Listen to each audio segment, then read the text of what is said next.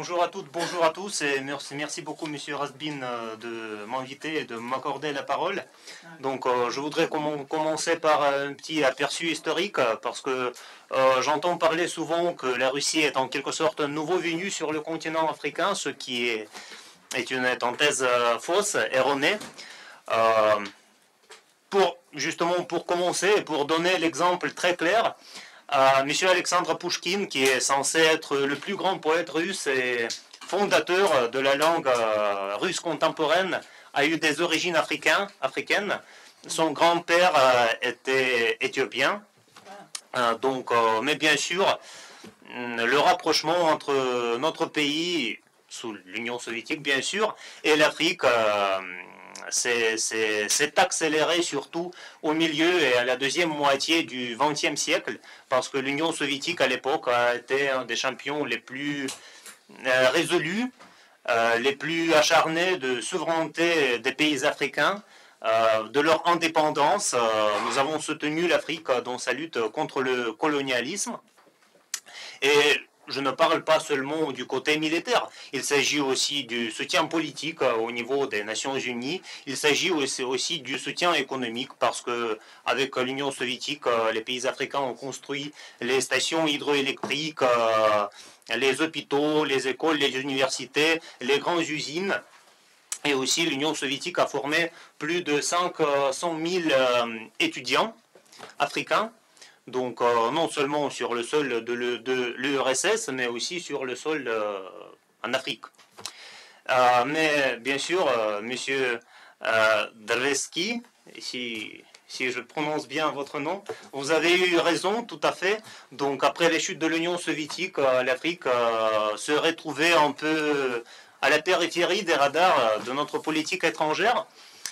Mais les temps passent, donc la situation change, et depuis le début des années 2000 et surtout ces dernières années, on voit le retour de la Russie en quelque sorte sur le continent africain. Et pour structurer ce retour, on a lancé ce fameux forum, pas forum, mais plutôt événement qui s'appelle les sommets ou les forums Russie-Afrique. Et je suis vraiment très heureux de voir les gens qui ont participé cette fois à Saint-Pétersbourg en juillet dernier. Donc, sur quoi se fondent les relations entre la Russie et l'Afrique? Il y a deux côtés. Un côté objectif et subjectif, donc, en quelque sorte. Pour le côté subjectif, je parlerai plutôt de l'intérêt mutuel de la Russie et du continent africain de développer les relations. Sur quoi se fonde cet intérêt mutuel? Se base cet intérêt mutuel? Ce sont les mêmes principes du respect de l'autrui, les mêmes principes de l'absence de volonté d'imposer quoi qu'il en soit à l'autre partenaire. C'est aussi l'absence de l'ingérence dans les affaires intérieures de l'autrui aussi. Donc ce sont les principes partagés entre la Russie et les pays africains, et ce sont ces principes qui déterminent notre intérêt bilatéral d'approfondir les relations. Cela ne veut pas dire que nous sommes d'accord sur tous les sujets. Bien sûr, il y a des différends, bien sûr, il y a des positions qui ne sont pas communes, mais c'est normal dans les relations internationales. Par contre, nous essayons alors de mener un dialogue vraiment franche, de confiance, d'écouter alors l'un et l'autre, de comprendre la position de l'un et de l'autre, et aussi d'essayer de trouver un compromis. Donc c'est vraiment un dialogue respectueux et vraiment très franc, ce qui est au cœur de nos relations. Donc c'est le côté subjectif. Par contre, il y a aussi le côté objectif. Et quand je parle de ce côté objectif, je parle de la réalité géopolitique avec l'émergence du monde multipolaire. Donc c'est vrai que maintenant la Russie et l'Afrique sont des centres, sont des polaires de ce monde multipolaire, des centres de puissance. Et en fait, nous voulons que les principes sur lesquels nos relations bilatérales sont basées, que ces principes soit au cœur aussi du système global, d'un système global, d'un système mondial plus juste, plus équilibré. Et c'est effectivement la raison pour laquelle la Russie soutient l'extension de la participation africaine au sein de l'ONU, notamment du Conseil de sécurité de l'ONU. La Russie a bien sûr soutenu la participation de l'Union africaine à G20. Donc, et aussi, alors, il y a un exemple très brillant de cette hausse de l'influence de l'Afrique à l'échelle internationale. C'est notamment l'initiative de plusieurs leaders de plusieurs pays africains pour le règlement, la résolution de la crise en Ukraine. Donc il y a même quelques années, personne n'aurait pas cru que l'Afrique aurait pu jouer un rôle de médiateur dans le conflit qui n'est pas le sien. Donc maintenant, l'Afrique devient vraiment un acteur majeur de premier plan à l'échelle internationale et on le salue. Bien sûr, quand je parle de ce monde multipolaire, et alors peut-être quelqu'un peut penser que la Russie veut que les pays africains coopèrent plutôt avec nous, avec notre pays, qu'avec, disons, l'Occident, la France, les États-Unis. Mais ce n'est pas la façon dont nous voyons les choses. Donc pour nous, l'Afrique est vraiment un espace de coopération, pas de compétition. Donc nous ne voulons pas imposer aux pays africains le choix vraiment artificiel et qui ne mène nulle part en fait. Soit vous êtes avec nous, soit vous êtes avec quelqu'un d'autre. Non, c'est pas notre logique. Et pour nous, cela ne pose pas de problème si, disons, un pays africain, nos partenaires africains développent des liens avec les États-Unis, avec la Turquie, avec la France. Pour nous, il n'y a aucun problème dans ça. Parce que nous considérons que vraiment le choix des partenaires internationaux, c'est le droit souverain de chaque pays, de chaque gouvernement. Donc c'est leur intérêt et c'est normal quand un pays a des relations vraiment, alors de multiples partenaires internationaux. Nous ne voulons pas imposer ce choix vraiment artificiel et qui ne sera pas productif en fait. Mais si, alors, je lis dans les médias, surtout ici en France, qu'on parle de la compétition entre la Russie et la France, la rivalité entre la Russie et la France. En Afrique, c'est pas notre façon de réflexion et c'est pas notre façon de voir les choses. Si on insiste sur le thème compétition, la seule compétition que nous avons, c'est la compétition avec nous-mêmes. Nous voulons que, bien sûr, alors, sur la première étape, si vous me permettez, c'est,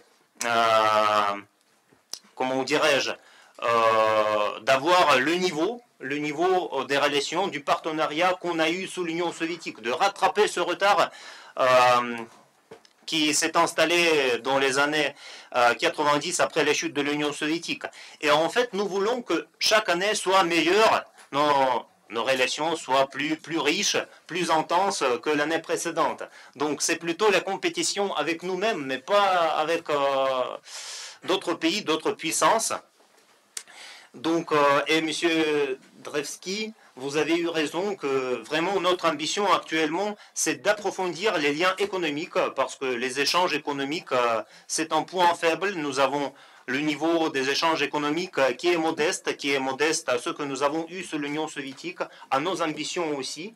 Et l'approfondissement de ces relations économiques, l'intensification de ces relations économiques, c'était l'idée générale de ce deuxième sommet, forum, Russie-Afrique. Donc, on a pris pas mal de décisions qui sont censées de favoriser la hausse des échanges, l'intensification des échanges économiques.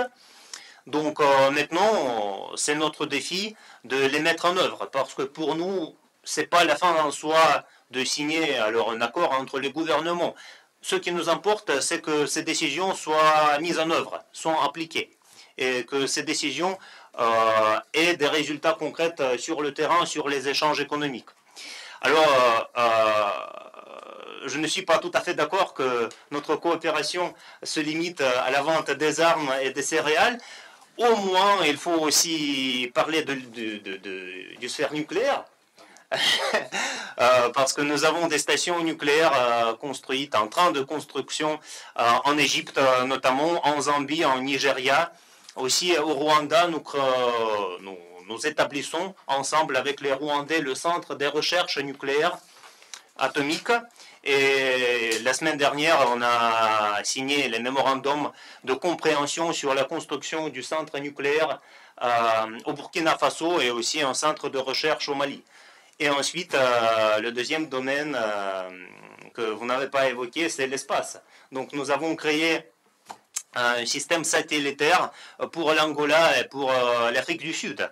Et donc, bien sûr, notre coopération ne se limite à ça. Et nous voulons, en fait, maintenant, après le deuxième forum, qu'il y a plus d'intérêt des entreprises russes, plus d'intérêt des entreprises africaines pour les échanges, parce que finalement, ce n'est pas au gouvernement de pousser les relations économiques. Il faut que les hommes d'affaires, les milieux d'affaires ont cet intérêt. Donc, et le défi peut-être principal actuellement, c'est le manque des connaissances des hommes d'affaires russes à l'égard de l'Afrique et des hommes d'affaires africains à l'égard de la Russie. Donc il y a aussi ce côté de désendettement, parce que sous l'Union soviétique, l'Union soviétique a donné beaucoup de crédits qui n'ont pas été payés. Nous avons pardonné déjà plus de 30 milliards de dollars de crédits, simplement pardonnés, donc sans faire grande couverture médiatique, tranquillement, parce que c'est clair pour nous que actuellement les pays africains ne sont pas en mesure de payer ces dettes et pour ne pas, et qui sont en fait un fardeau très lourd sur leur économie et sur leur système social. Donc pour alléger ce fardeau, nous avons décidé simplement de pardonner ces dettes. Nous sommes en train de travailler sur les mêmes accords avec l'Éthiopie,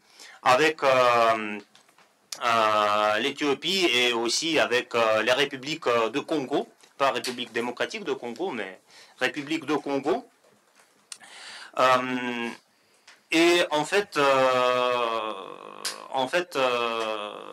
les Africains, quand nous parlons avec les Africains, nous voyons qu'ils comprennent tous. Donc, quand il n'y a pas de couverture médiatique des actions et de la coopération avec la Russie, cela ne va pas dire que cette coopération n'existe pas. Et franchement, parfois, quand je lis dans les médias ici qui essaient de démontrer les Africains comme en quelque sorte, excusez-moi, des dupes qui ne font que suivre la propagande russe. Alors c'est ridicule. Les Africains sont sages, sont intelligents et ils comprennent tout et ils peuvent distinguer la réalité et les fake news. Donc quand on essaie de les dépeindre comme des idiots, alors c'est au moins le manque du respect. Au niveau politique, il y a des crises, bien sûr, en Afrique, mais à notre avis, la plupart de ces crises prennent ses racines aussi dans l'époque coloniale, avec la délimitation des frontières assez artificielles, qui ne prenaient pas en compte les réalités ethniques, les réalités religieuses sur le terrain, et aussi l'intervention en Libye, bien sûr, qui a beaucoup endommagé et déstabilisé non seulement le Maghreb, la Libye elle-même, mais aussi les régions de Sahel. Et ce que nous voyons actuellement au Sahel, c'est le résultat direct de ce qui se passait en 2011 en Libye. Donc, la Russie, nous considérons que vraiment, les Africains, aux problèmes africains, les Africains doivent donner leur réponse. Et la communauté internationale ne peut pas substituer les Africains dans le règlement de ces crises. Donc de notre côté, nous sommes prêts à aider les Africains, aider, je ne sais pas, avec l'aide humanitaire. Et donc je peux vous rappeler qu'il y a quelques semaines, on a eu une inondation en Libye et la Russie a envoyé les sapeurs-pompiers et l'aide humanitaire pour aider les Libyens à faire face à cette crise naturelle. Il y a aussi le soutien politique. Il y a aussi quelques semaines, au moins à peu près, les Maliens se sont approchés de nous pour chercher notre soutien au Conseil de sécurité à l'ONU pour ne pas prolonger le régime des sanctions. Il y a aussi une aide matériel, je ne sais pas, économique ou quoi. Donc, disons, pour donner l'exemple aussi, c'est les livraisons gratuites, purement gratuites, des céréales aux pays les plus pauvres en Afrique, donc notamment le Mali, la République centrafricaine, Somalie, l'Érythrée, Zimbabwe. Donc cela se fait vraiment sur la base gratuite, sans, sans, sans paiement du côté de ces pays. Donc voilà en quelque sorte l'aperçu de la politique africaine russe. Je comprends que c'est une question très large, très vaste, donc je suis prêt à répondre à vos questions. Je ne sais pas, lors de débat ou après la conférence, je suis là. Très bien, merci beaucoup.